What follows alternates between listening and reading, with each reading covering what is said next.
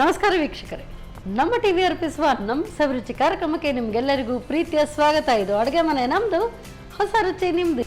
So ಇವತ್ತಿನ ಈ ಸಂಚಿಕೆಯಲ್ಲಿ ರುಚಿಯಾದಂಥ ಖಾದ್ಯಗಳು, ಅದರಲ್ಲೂ ಕೂಡ ಕೊಂಕಣಿ ಸ್ಟೈಲ ಅಥವಾ ಕೇರಳ ಸ್ಟೈಲ ಅಥವಾ ಮ್ಯಾಂಗ್ಳೂರ್ ಸ್ಟೈಲ ಗೊತ್ತಿಲ್ಲ, ಹೇಳ್ಕೊಡೋದಕ್ಕೆ ಬಂದಿದ್ದಾರೆ ಇವತ್ತಿನ ನಮ್ಮ ಅತಿಥಿ ಶ್ರೀಮತಿ ಶ್ಯಾಮಲಾ ಉಪೇಂದ್ರ ಶೆಣಾಯ್. ಯಾವೆಲ್ಲ ಅಡುಗೆಗಳು ಕಾದಿದೆ ನಮಗೆ ನೋಡೋಣ ಬನ್ನಿ, ಅವ್ರನ್ನ ಕಾರ್ಯಕ್ರಮಕ್ಕೆ ಸ್ವಾಗತಿಸೋಣ. ನಮಸ್ತೆ ಮೇಡಮ್, ಕಾರ್ಯಕ್ರಮಕ್ಕೆ ಸ್ವಾಗತ ತಮಗೆ. ಸೊ ಯಾವಾಗಲೂ ಬರುವಾಗ ಏನಾದರೂ ನಿಮ್ಮ ಅಡುಗೆ ಇದೆ ಅಲ್ವಾ, ನಮಗಂತೂ ತುಂಬ ಕ್ವಿಕ್ ಇರುತ್ತೆ, ವೆರಿ ಟೇಸ್ಟಿ. ಯಾಕೆ ಅಂತ ಹೇಳಿದ್ರೆ ಎಕ್ಸ್ಪೀರಿಯನ್ಸ್ ಕೌಂಟ್ಸ್. ಸೊ ಎಕ್ಸ್ಪೀರಿಯನ್ಸ್ ಇದ್ದರೆ ಅದು ನೀವೇನೋ ಇಷ್ಟೇ ಸ್ವಲ್ಪ ಹೀಗೆ ಹಾಕಿಬಿಟ್ರೂ ಸಾಕು, ಅದು ಒಳ್ಳೆ ರುಚಿಕರವಾಗಿ ಬರುತ್ತೆ. ನಿಮ್ಮ ಅಡುಗೆ ಅಂಥದ್ದೇ ಆಗಿರುತ್ತೆ. ಸೊ ಯಾವ ಅಡುಗೆ ಹೇಳ್ಕೊಡ್ತಿದ್ದೀರಿ? ಕೇರಳ ಸ್ಟೈಲ್ದ ಯಾವುದು? ಇವತ್ತು ಒಂದು ಕೇರಳ ಸ್ಟೈಲೇ, ಇನ್ನೊಂದು ಅವಲಕ್ಕಿ ಮತ್ತೆ ರವಾ ಹಾಕಿ ಒಂದು ಚಪಾತಿ. ಚಪಾತಿ, ಅವಲಕ್ಕಿ ಮತ್ತೆ ರವಾ ಮತ್ತೆ ಸ್ವಲ್ಪ ಗೋಧಿ ಹಿಟ್ಟು. ಅದು ಚಪಾತಿನೇ, ನಾವು ಗೋಧಿ ಹಿಟ್ಟಿನ ಚಪಾತಿ ಮಾಡ್ತೇವಲ್ಲ, ಅದಕ್ಕೆ ಮತ್ತೆ ಎಲ್ಲ ಕರಿಬೇವು ಅದು ಎಲ್ಲ ಹಾಕಿ ಇಂಗ್ರೀಡಿಯೆಂಟ್ಸ್ ಇನ್ನೂ ಹಾಕ್ಲಿಕ್ಕಿದೆ. ಓ, ಸೊ ಇದು ಗೋಧಿ ಹಿಟ್ಟು ಸ್ವಲ್ಪ ಇದೆ ಅಂತ ಹೇಳಿದ್ರೆ ಚಪಾತಿ ಮಾಡ್ಲಿಕ್ಕೆ ಆಗೋದಿಲ್ಲ, ರವೆ ತಿನ್ನೋದಿಲ್ಲ, ಅವಲಕ್ಕಿ ಉಳಿದಿದೆ, ಈ ತರ ಎಲ್ಲ ಆದ್ರೆ ಇದನ್ನ ಮಾಡ್ಕೊಳ್ಬಹುದಾದ್ರೆ ಒಳ್ಳೇದಾಗ್ತದೆ, ಒಳ್ಳೆ ಟೇಸ್ಟ್ ಆಗ್ತದೆ. ನೋಡೋಣ, ಹಾಗೆ ಏನು ಇದು ನಿಲ್ಲಿಕ್ಕೆ ಸಹ ಏನ್ ಬೇಡ, ಸೈಡ್ ಡಿಶ್ ಏನ್ ಬೇಕಿಲ್ಲ, ಹಾಗೆ ತಿನ್ಬಹುದು. ಸೊ ಇದು ತುಂಬಾ ಇಂಟ್ರೆಸ್ಟಿಂಗ್ ರೆಸಿಪಿ. ನೋಡೋಣ ಕಿಚನ್ ಅಲ್ಲಿ ಬನ್ನಿ. ಎಸ್ ಮೇಡಮ್, ಸೊ ಫಸ್ಟ್ ಈಗ ನಮ್ಗೆ ನಿಮ್ಮ ಈ ಒಂದು ಇಂಟ್ರೆಸ್ಟಿಂಗ್ ರೆಸಿಪಿ ಯಾವುದು? ಚಪಾತಿ. ಓಕೆ, ಅಂದ್ರೆ ರವಾ ಮತ್ತೆ ಅವಲಕ್ಕಿ ಹಾಕಿ ಬಾಕಿ ಇದೆಲ್ಲ ಹಾಕಿ ಅದು ಮಿಕ್ಸ್ ಮಾಡಿ ಚಪಾತಿ ಹಿಟ್ಟು ಕಲಸು.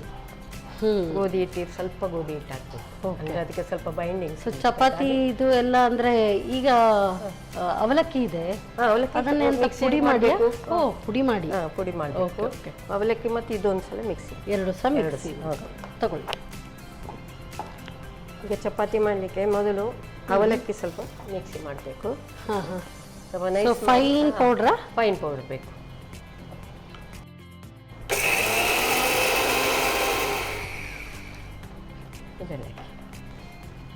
ಸರಿ ಆಯ್ತಾ? ಹಾಕ್ಲಾ? ಇನ್ನು ರವಾ, ಸೊ ಅದು ಸಹ ಪುಡಿ ಮಾಡ್ಕೊಳ್ಳೋದು, ಇಲ್ಲದಿದ್ರೆ ಅದು ಕರಕರ ಆಗ್ತದಲ್ಲ. ಸ್ವಲ್ಪ ಒಂದು ಇದು ಸಹ ಫೈನ್ ಹೀಗೆ ಮಾಡಿದ್ರೆ ಸರ್. ಓಕೆ,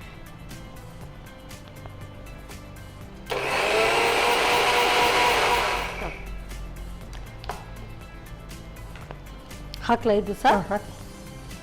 ಈಗ ಅವಲಕ್ಕಿ ಯಾವುದು, ರವೆ ಯಾವುದು ಗೊತ್ತಾಗುದಿಲ್ಲ ಅಲ್ಲ ಒಂದೇ.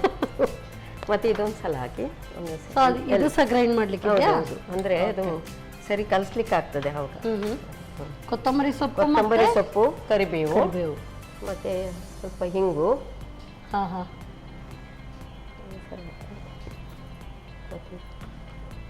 ಇಲ್ಲಿ ಇಡ್ಲಾ? ಇದು ಶುಂಠಿ ಸಣ್ಣ ತುಂಡು ಮತ್ತೆ ಹಸಿಮೆಣಸು. ಓಕೆ, ಇದು ಮತ್ತೆ ಉಪ್ಪು, ಇಷ್ಟೇ.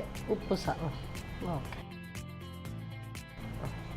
ಇದು ಒಂದು ಉಪ್ಪು ಬೇಕಾದ್ರೆ ಅದಕ್ಕೂ ಹಾಕಿ ಅಲ್ಲೇ ಮಿಕ್ಸ್ ಆಗ್ತದೆ. ಇದಕ್ಕೆ ನೀರು ಹಾಕ್ಬೇಕಾ? ಬೇಡ ಬೇಕಾಗಿಲ್ಲ, ಹೀಗೆ ಸ್ವಲ್ಪ ಅಂದ್ರೆ ಒಳ್ಳೆ ನೈಸ್ ಬೇಡ, ಅದು ಸಾಧಾರಣ ತರಿ ಆದ್ರೆ ಸಹ.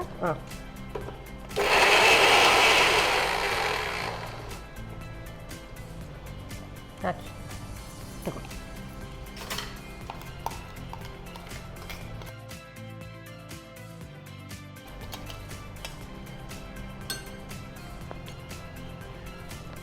ಇನ್ನು ಆಯ್ತು. ಇನ್ನು ಚಿಲ್ಲಿ ಫ್ಲೇಕ್ಸ್ ಹಾಕುದು, ಅಂದ್ರೆ ಅದು ಚಂದ ಕಲರ್ ಬರ್ತದೆ, ಕಲರ್ ಖಾರ ಎಲ್ಲ ಬರ್ತದೆ. ಸುರಿ ಒಂದ್ಸಲ ಕಲಸೋದು. ತುಪ್ಪ. ಓಕೆ, ಸೊ ಕೇಸಿ ರವರ ಶುದ್ಧ ಹಸುವಿನ ತುಪ್ಪ ಹಾಕ್ಲಾ? ಇನ್ನು ಸ್ವಲ್ಪ ನೀರು ಬಿಸಿಬೇಕು, ಬಿಸಿ.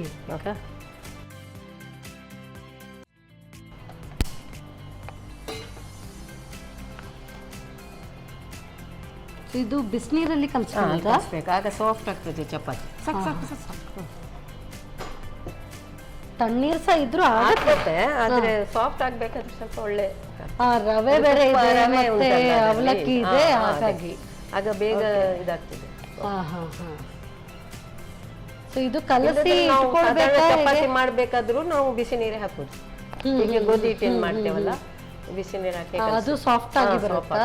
ಓಕೆ, ಕೆಲವರದು ಒಂದೊಂದು ಟ್ರಿಕ್ಸ್ ಇರುತ್ತೆ. ಕೆಲವರು ಬಾಳೆಹಣ್ಣು ಹಾಕಿ ಹಾಕ್ತಾರೆ, ಕಿವುಚಿ ಹೌದು, ಮಾಡ್ತಾರೆ. ಮಾಡ್ತಾರೆ. ಹಾಲು ಹಾಕಿ ಅದು ಆವಾಗ ಮಾಡ್ತಾರೆ. ಹಾಲು ನೀರಿನ ಬದಲಿಗೆ ಹಾಲು ಹಾಕ್ತಾರೆ. ಓ ಬಟ್ ಹಾಗೆಲ್ಲ ಮಾಡಿದ್ರೆ ಅದು ಬೇಗ ಮುಗಿಸ್ಬೇಕಲ್ವಾ? ಹೌದು, ಅಂದ್ರೆ ಇಲ್ದಿದ್ರೆ ಹಿಟ್ಟು ಹಾಳಾಗುತ್ತೆ. ಹೌದು. ಸಾಕು ಸಾಕಾ? ಸ್ವಲ್ಪ ಸ್ವಲ್ಪ ಹಾಕಿ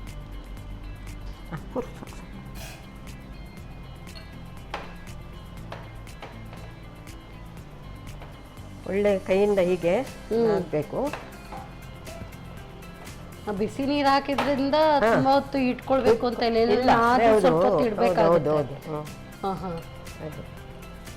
ಅದಾದ ಒಂದು 5 ನಿಮಿಷ ಇಟ್ಟರೆ ಸಾಕು. ಅಂದ್ರೆ ತರಿ ನಾವು ಪುಡಿ ಮಾಡಿದ್ದೇವಲ್ಲ ಅದನ್ನ ಸ್ವಲ್ಪ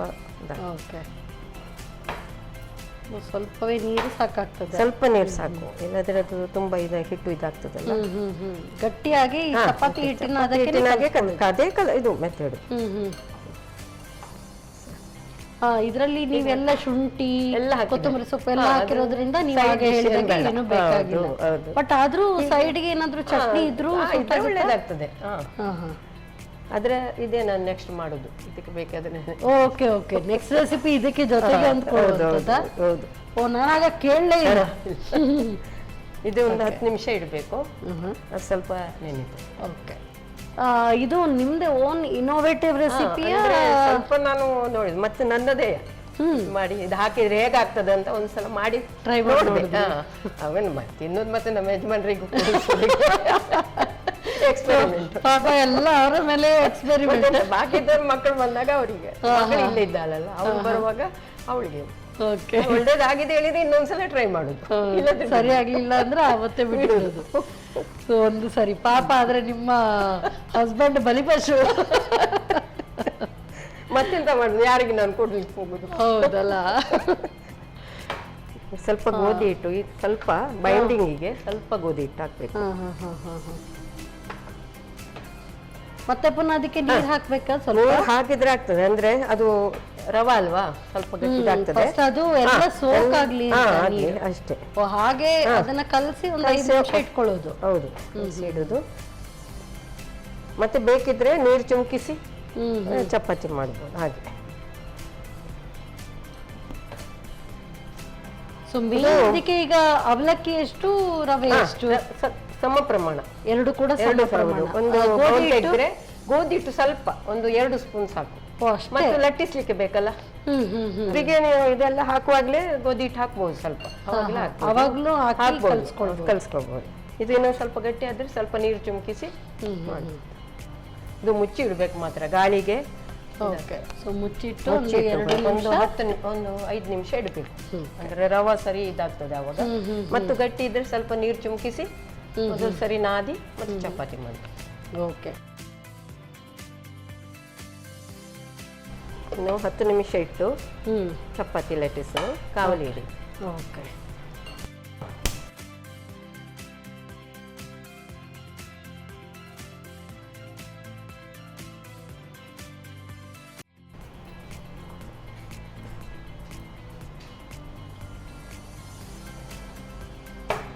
ತುಂಬಾ ಸಾಫ್ಟ್ ಆಗಿ ಬಂದಿದೆ ಅಲ್ವಾ? ನೀವು ಮಾಡ್ತಾ ಇರುವಾಗಲೇ ಎಷ್ಟು ಸಾಫ್ಟ್ ಇದೆ ಅಂತ ಅನಿಸ್ತಾ ಇದೆ.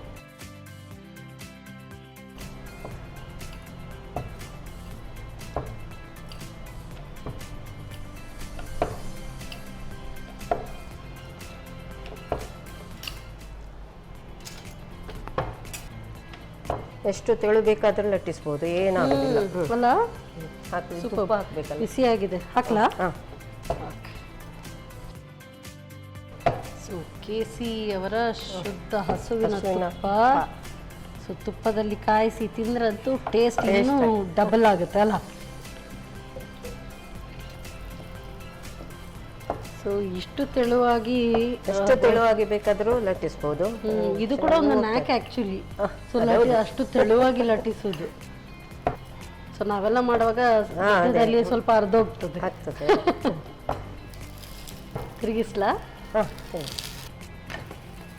ಇದು ಇಟ್ಟರು ಏನಾಗುದಿಲ್ಲ. ಈಗ ನೀವು ಬೆಳಿಗ್ಗೆ ಮಾಡಿದ್ರೆ ಸಂಜೆವರೆಗೆ ಹೀಗೆ ಇರ್ತದೆ, ಹೀಗೆ ಸಾಫ್ಟ್ ಆಗೇ ಇರ್ತದೆ.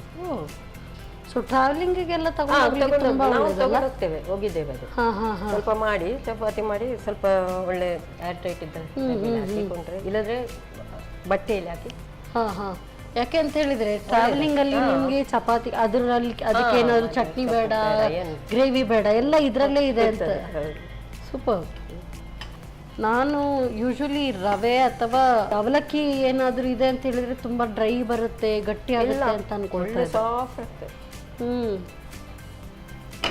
ಅದು ತಿರುಗಿಸ್ತಾರೆ, ನನಗೆ ತಿರುಗಿಸೋದಕ್ಕೂ ಎಷ್ಟು ಕಷ್ಟ ಆಗ್ತಾ ಇದೆ. ಆಗ್ತದೆ, ಅಷ್ಟು ಸಾಫ್ಟ್ ಆಗಿದೆ. ಸಣ್ಣ ಆಗ್ತದೆ ನೋಡಿ ಅದು. ಅಲ್ಲ. ಎಸ್. ನೀವು ಟ್ರಾವೆಲಿಂಗ್ ಕೊಂಡೋಗುವಾಗ ಏನು ಹಾಕುದು ಬೇಡ, ಡ್ರೈ ಆಗಿ ತುಪ್ಪ ಎಲ್ಲ ಬೇಕಾಗಿಲ್ಲ. ಮತ್ತೆ ಈಗ ಎಣ್ಣೆ ಬದಲಿಗೆ ತುಪ್ಪ ಒಳ್ಳೇದಲ್ವಾ? Yes, exactly. ಹೌದು, ಟೇಸ್ಟ್ ಕೂಡ ಒಳ್ಳೇದು. ಅದಕ್ಕೆ ನಾವು ಇದಕ್ಕೆಲ್ಲ ತುಪ್ಪನೇ ಯೂಸ್ ಮಾಡುದು. ಇದು ಉಬ್ಬಿ ಬರುತ್ತಾ? ಬರ್ತದೆ. ಉಬ್ಬುತ್ತಾ? ಓ, ಸಾಕ ತೆಗಿಲ್ಲ? ಸಿಗಿ ಮಾಡ್ಬೋದು. ಚಪಾತಿನೇ ಮಾಡ್ಬೇಕಿಲ್ಲ, ಪೂರಿ ಮಾಡಿದ್ರೆ ಇನ್ನೂ ಒಳ್ಳೇದಾಗ್ತದೆ. ಓ, ಸೇಮ್ ಸೇಮ್ ಇದೆ. ಅದಕ್ಕೆ ಮಸಾಲೆ ಸಹ ಎಲ್ಲ ಇದೇ ಹಾಕುದು. ಚಪಾತಿ ಬದಲಿಗೆ ಪೂರಿ ಮಾಡ್ಬೇಕು. ಒಳ್ಳೆ ಕುರ್ಕುರಿಯಾಗಿ ಒಳ್ಳೆ. ಓಕೆ, ಕ್ರಿಸ್ಪಿ ಬರ್ಬೋದು. ಯಾಕೆ ಅಂತ ಹೇಳಿದ್ರೆ ರವಾ ಇದೆ. ರವಾ ಇದೆಲ್ಲ ಒಳ್ಳೆ ಟೇಸ್ಟ್ ಸಹ ಆಗ್ತದೆ. ಮತ್ತೆ ಈಗ ಎಣ್ಣೆ ಬೇಡ ಹೇಳಿದವರಿಗೆ ಚಪಾತಿ ಮಾಡ್ಬೋದು ಅಷ್ಟೇ. ನೈಸ್. ಅದು ಟ್ರೈ ಮಾಡ್ಬೇಕು. ಅದು ನೋಡಿ ಒಳ್ಳೇದಾಗ್ತದೆ. ಅದು ಸಹ ಮಾಡಿ ನಾನು ಖಂಡಿತ ಟ್ರೈ ಮಾಡಿ ನೋಡಿ ಹೇಳ್ತೇನೆ.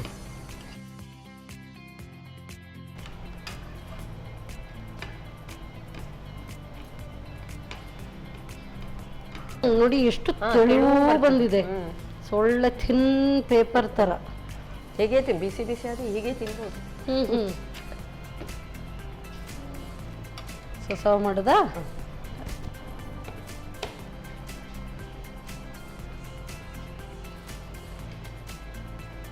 ಬಿಸಿ ಬಿಸಿಯಾದ ಅವಲಕ್ಕಿ ಮತ್ತು ರವಾ ಚಪಾತಿ.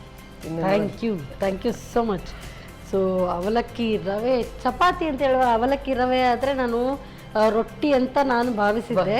ಬಟ್ ಇದು ಚಪಾತಿ ಹೇಗೆ ಬರುತ್ತೋ, ಎಷ್ಟು ಖಡಕ್ ಆಗಿರುತ್ತಾ ಅಂತ, ಎಷ್ಟು ತೆಳುವಾಗಿ ಪೇಪರ್ ಥರ ಬಂದಿದೆ ಎಲ್ಲ ಫುಲ್.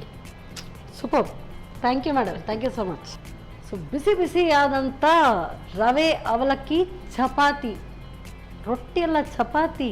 ಸೊ ಹೇಗೆ ತಯಾರಿಸೋದು ಮತ್ತೊಮ್ಮೆ ನೋಡಿ.